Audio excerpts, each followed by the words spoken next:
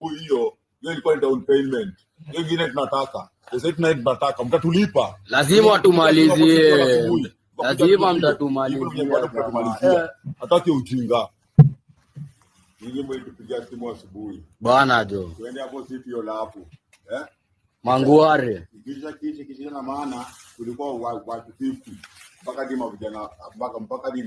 na mavijana wenzangu wakatupatia marungu wakatupatia hizi marungu sasa mnatupatia kazi tunashinda mpaka hadi wenzetu wengine wanapigwa hadi na matia kaza hadi mpaka wao wanabaki bana. Kisha na maana sasa tunapiga masimu hizo masimu zetu hazishikui, tunashanga kwa ni rada ni gani mpaka watenje sasa hizi hawatushiki matenje. Tunaenda mpaka huko Riverside na ikitushaaokolea jo tumeshawalindia mamali zao itakuwa ni yake mnakupatia tulinde nazo town watu wasingie town nani mpaka mlipiga simu hapa tufike hapo city hiyo. Hiyo ni mambo gani hiyo mnatuletea nyinyi? Wanatupatia pesa yetu watumalizie tu. Mlipatia asubuhi hiyo ilikuwa down payment. Hiyo ingine tunataka. Sasa tunataka mtatulipa. Lazima watumalizie. Lazima mtatuma. Hello and welcome to my channel. So that was a group of goons who are hired by unscrupulous individuals to infiltrate the protests that took place on Tuesday. So if you're wondering why the protests were so violent and disorganized compared to the ones that took place last week, it's because of these guys. So it seems like these people who hired them want to give the protesters a bad name. That will give an excuse for the police force to use brutal force on the protesters. So there's a detailed article by Citizen which kind of tries to give more detail. This Citizen article, it said a group of disgruntled youth has come out to demand for payment after claiming to have been hired by politicians to participate in the recent Occupy Everywhere protests on Tuesday.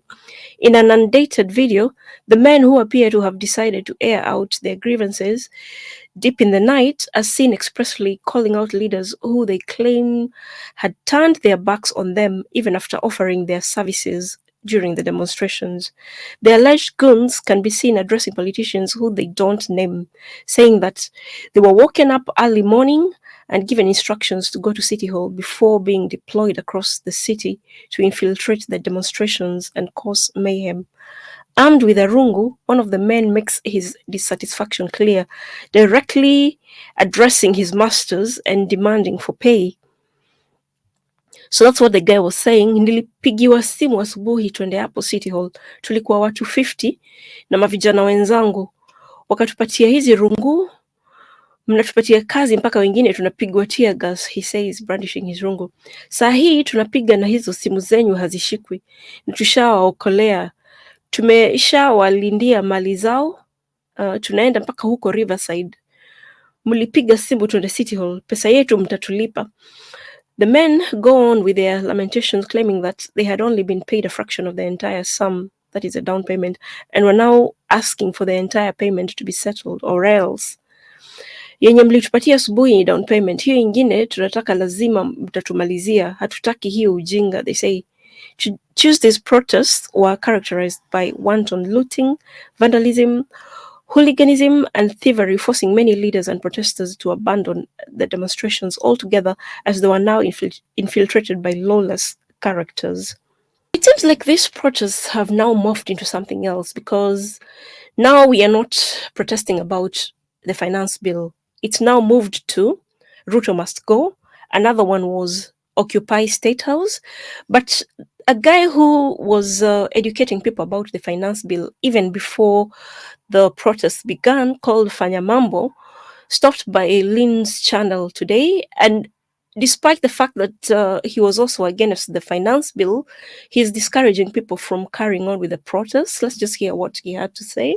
Constitutional way. Yeah. You cannot treat government unconstitutionally and expect government to treat you constitutionally. Yeah. To whom much is given, much is expected. So I'll beseech the young people, there is an impeachment process. We can mount enough pressure so that the president can be impeached by law. We can mount enough pressure so that he resigns. That doesn't create a power vacuum because the constitution will take effect. We can start what you are doing now, recalling the MPs who voted for the finance bill or people who are not serving our interests. Whatever you do, read the constitution. Let us be found within the boundaries of that constitution. So that if we do that, we can say we created a change in the country, but within the constitution. We impeached our MPs, we went for signatures, we did things that were within the provisions of the law, and we changed the country within the provisions of the law. I stand firmly to say I don't support the idea of going to State House. Some were saying nitatoka huko na kaunda suti ile ya papo. They even know the colors. And they were saying, I think size yake itanitosha. And maybe ati kuna taxes ziko kwa mifuko. You know, there are very many pockets. But I keep telling young people, that may not help us. Let us not create anarchy. I beg you in the name of God. Let us find a way. If you can't wait for 2027, because some people feel 2027 is too far, I would suggest we wait. But if you can't wait, look at the constitution. There are many provisions in there. And we can start applying those constitutional provisions, and it's possible to remove this government, but within the confines of the constitution. That will help us. And then also, if we are not able to do that right now, I usually say the prize for good governance is constant vigilance. MP akienda kutana naambua we basari usipeane hivyo, akienda kutana naambua hapana hakuendangi hivyo. When you're constantly vigilant, when you keep them on their toes, when they know that if I issue bursaries na kemenyano, I give my people and deny others, people will storm my office and they'll greet me. So just be constantly vigilant in a constitutional way. I don't support banning of CDF offices. I've seen that happening, and I have implored young people and told them, there are many ways of giving pressure to a member of parliament. Let him come and tell him you're not going to address us. Don't beat him up. Don't stone him. Don't burn his car. Don't burn his house. It's not necessary. But let him know that he's unwanted. Let him know that he's lost your mandate. Tell him to his face, Mheshimiwa wetu, tulikuchagua, but for now you've lost our mandate. That is enough punishment. That person will not sleep. Don't touch him. Don't touch his wife. Don't touch his children. Don't burn his chicken. That is my plea to every young person. I think, let him feel the pressure and ambua to his face, we shall not vote for you again. Let him live with that. That is enough punishment. And I think to support what he's saying, the point here is, if your intention is to build, then destroy nothing. Okay? And I want to believe that the movement in place, the intention, the true motive is to build.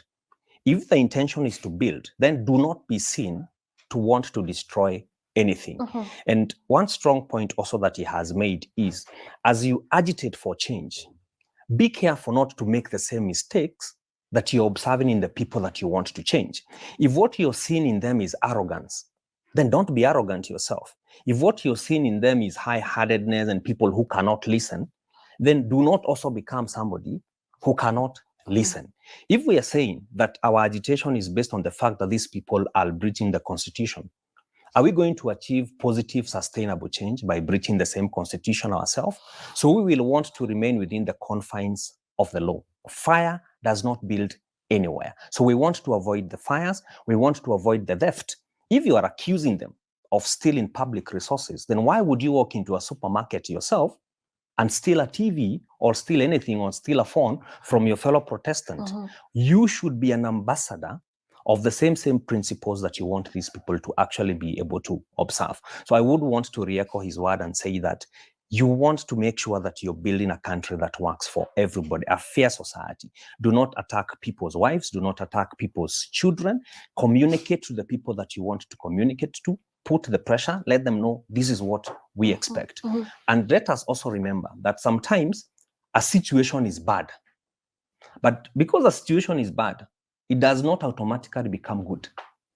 If you're not careful, it can also become worse. And he has given a very good example of countries like Sudan, because we can agitate for change by creating a vacuum that is going to be replaced by the devil himself. So what we should be asking for is that our country should move from the bad state it is in and go into a good place. So I agree with the two gentlemen. However, on that part of vandalizing property, just like I've shown you, it seems like it's the hired goons who are causing most of the destruction that has occurred recently. And this is the reason why, if you asked me, I would advise these protesters to back off a bit.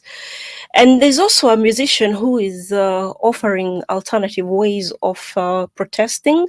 He said it's not necessary for people to go to the streets, because it seems like now if you go to the streets, you're definitely putting yourself in harm's way. His name is Charisma.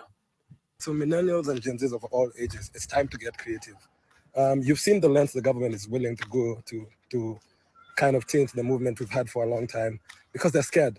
And that's why we have to get creative. The one thing that this government didn't account for is peaceful protest, yeah? So the thing is, when we protest peacefully, it looks bad on them. It doesn't look great on them when they're attacking people, killing people. So now, what have they done? They've sent goons and looters to infiltrate our movement because they want to make us look like the crooks that they want the media to think we are, and especially the international media. Now, the one thing the government can't account for is our creativity. That's the one thing they can never account for. We're a creative generation, and we have to start thinking about creative ways of protesting. I've seen people talk about sit-in protests, and those are amazing, and they need a lot of planning, and I think we can do them.